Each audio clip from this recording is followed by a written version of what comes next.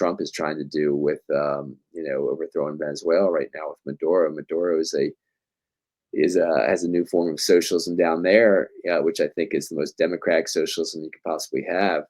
Loads of international observers have seen those elections, have gone down to observe those elections, including former President Carter, when it Mm, was Hugo Chavez, running the same government, because Maduro was the vice president of Chavez, and basically the picked successor of Chavez, and so those are fair and free elections, and they have like 80,000 cooperatives in Venezuela. It's an amazing place. So here was, the Nicaragua and the Sandinista fighting for their life against the Contra Army that the CIA funded, and they were sending Contra Army was sending cheap cocaine from different other areas to Frederick Ross.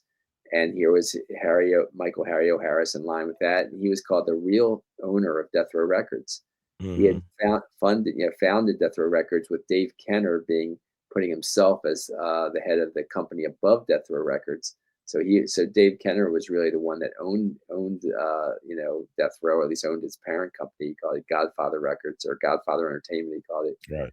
And so Dave Kenner, the lawyer for Suge Knight, was the higher up on the totem pole than Suge Knight, and with U.S. intelligence, and so he really ran things, and he really set things up for probably with U.S. intelligence being higher than Kenner, but Kenner worked with different mayor of Las Vegas and different other probably mobsters, my understanding, were his clients. So that's the way things ran, and that's the way things uh, went about for the CIA to be involved in Death Row Records, and in order to be involved with the FBI, and in Tupac's assassination.